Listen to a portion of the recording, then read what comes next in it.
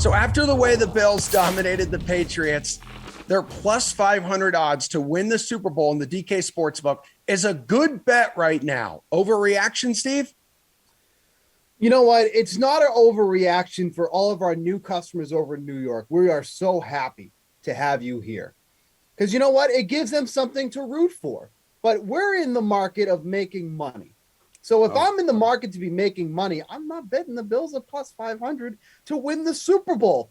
The winner of the Super Bowl is coming from the NFC. That division, that conference, is absolutely stacked with who we have left. We have the Buccaneers that are left. We have the Packers that are left. I mean, the Rams too. Those are three really tough teams that you're gonna beat. Get the Rams at plus 750. They absolutely dominated the Cardinals last night. Shouldn't be a surprise. Cliff Kingsbury can't coach a game once it's past game 7. The stats back that up.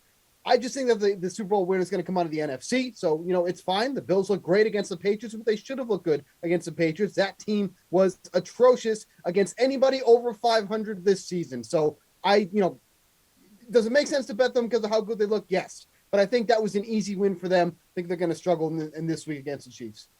Hey, Pearce, at plus 500 odds to win the Super Bowl, the Bills are a good bet right now. Is that an overreaction? Third best odds on the board. It's an overreaction, but I like the bet. Ultimately, I'd like to take Green Bay, but the return's just not that good, so I will settle for Buffalo. And yeah, Steve's right. They did beat a New England team that may have been overhyped a little bit, and they should struggle a little bit this week. But as we've mentioned before, this team was specifically built to beat a type like Kansas City, to win a shootout. We saw them win 38-20 against Kansas City in October. Now, Kansas City's defense has improved a lot since then, but Buffalo's offense is starting to look really good again. We know Allen and Diggs are both top-tier players. We know now that Knox looks like he's going to be a top-tier tight end. Beasley and Sanders are great supporting receivers, but the real surprise has been Devin Singletary. We've been waiting for this guy to come along for years, and now he's starting to emerge. If he can be just an average to above average running back, they should get past Kansas City. They should make it through the AFC. Now all bets are off when they have to face the Packers or the Buccaneers in the Super Bowl, but you like the return that you're going to get, and you like the chances of at least getting to the Super Bowl and having a chance to help you win money. Okay, let's talk about a couple teams here that have longer odds to win the Super Bowl than the Bills. So the Bucs plus 550, the Rams plus 750. And after making it look easy against the Eagles, you got Brady and the Bucs. They will beat the Rams and cover the 3-point spread, sending the GOAT to his 15th conference championship game. Pearce, overreaction? I think it's an overreaction to assume that it's going to be easy. Ultimately, I think they will win this game. Both teams had some pretty soft matchups last week. I don't want to overreact to that. But there are concerns with the Buccaneers. Keyshawn Vaughn and Giovanni Bernard look good against the Eagles, but now they got to face a top 5 rush defense. It's not going to be that easy. They lost a first team All-Pro tackle last week. If he is out, it's going to be even that much more of a challenge.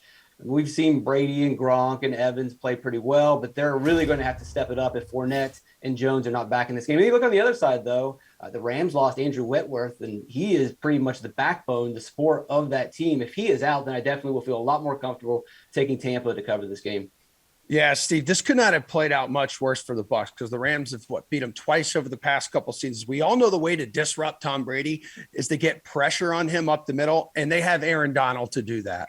No, that's exactly the point I was going to bring up, too. In that game against the Eagles, we just saw on Wild Card Weekend, Brady was only under pressure on 14% of his dropbacks. He had all day to throw against that team. Now he's going to be facing one of the most disruptive, pass rushes in the league going up against the Rams. Now, to be fair, when they faced him earlier this year, Brady threw for over 400 yards in that game, absolutely decimated this team. This is a different looking Rams team than when they saw back in week 3. That's going to be the biggest difference for me here. If they can get pressure on Tom Brady, that's where it gets a little dicey for the Bucs. I think the Bucs still squeak one out of here. This is a low spread, obviously. I think it's going to be one of those type of games. I do think the Bucs squeak by in this one, but this is not going to be the cakewalk they just had against the Eagles.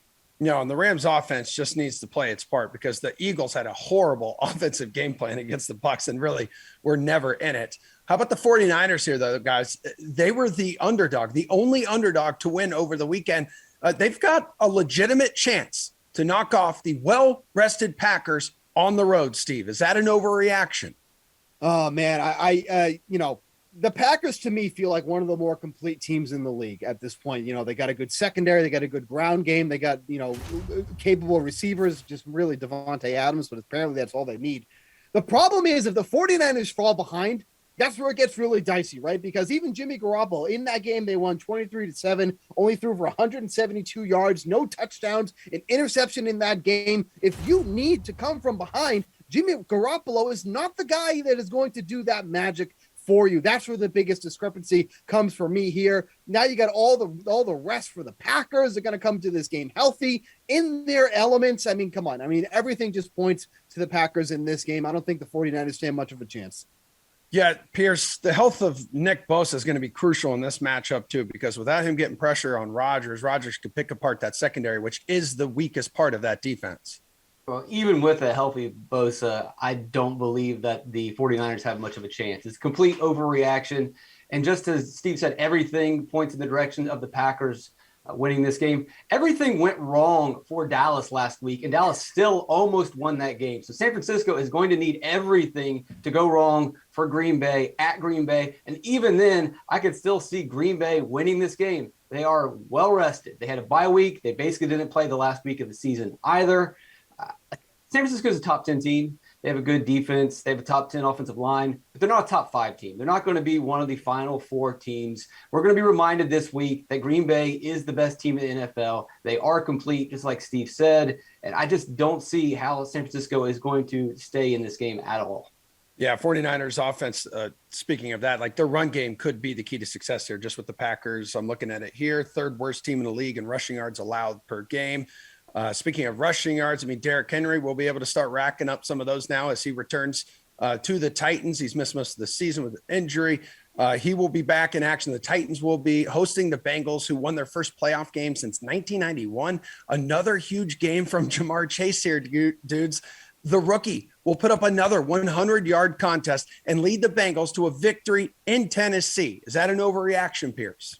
No, not at all. Chase will continue to get the ball. That's what the Cincinnati Bengals are doing. Last week, Steve and I disagreed. It was a great spot for Joe Mixon. He should have run all over Las Vegas, but the Bengals have changed gears. They have committed to the passing game, and I imagine they're going to keep doing that against a pass defense that can be attacked in Tennessee. I know on paper their pass DVOA looks pretty good, but they played a pretty weak schedule, and they've given up yards to some inferior quarterbacks. Trevor Siemian threw for almost 300 yards and 2 touchdowns in a win. The last week of the season, Davis Mills, 300 yards and 3 touchdowns. Joe Burrow should easily be able to pass on this team. And you look at what Tennessee does: 24th in yards allowed, 22nd in air yards, 23rd in yards after the catch. All 3 of those statistics add up to Chase going well over 100 in this matchup.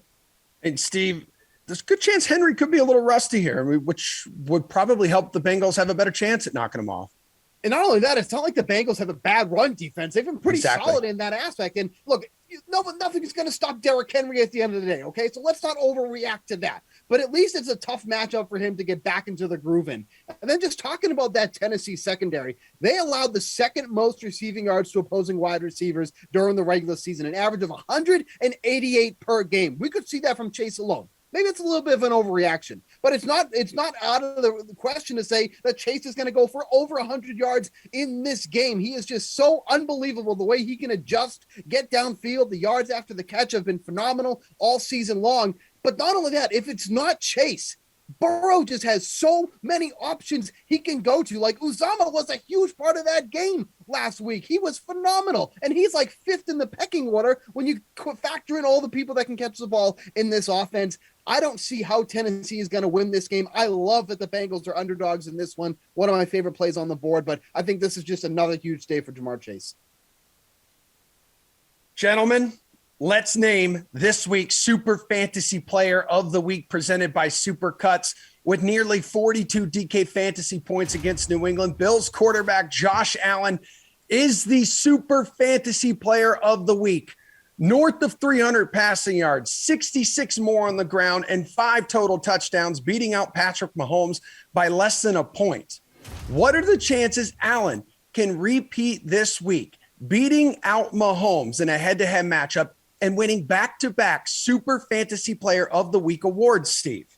Yeah, look, if anybody has the upside, obviously Josh Allen is one of those guys. With that said, I don't think it can be stated enough how improved this Chiefs secondary has been during the second half of the season. And then we saw what Mahomes did, right? After going down 7-0 in that game to the Steelers, then he threw for 19 touchdowns in 5 minutes. That's what it felt like, right? It was unbelievable, the performance that he put on. And that's even with some of his key players not exactly being involved in those scoring opportunities. So I think Allen's going to be in a tough spot this week against the Chiefs. This is one of the highest scoring games projected on the slate, but I think Mahomes would end up taking this spot if it came down to the two of them. Pearce, do you expect Allen to win back-to-back Super Fantasy Player of the Week awards? Yeah, I expect him to do it, but not in the same manner. He is not going to be as efficient. The Kansas City defense has really improved a lot. They are 6th in pressure rate, but they're only 29th when it comes to sacking the opposing quarterback, which means they're probably going to apply pressure to Allen, and Allen's going to run the ball. I would not be surprised to see him do better than 66 yards, go over 100 yards rushing. And this is something he's dealt with all season long. His pressure rate's been north of 25% this season. That's the bottom 10 in the league. And still, he was able to throw for 4,400 yards, 36 touchdowns. I think he's going to deal with pressure. I don't believe he'll be as efficient, but they'll move the ball. They'll get the ball in the end zone. And more importantly, he's going to run a lot.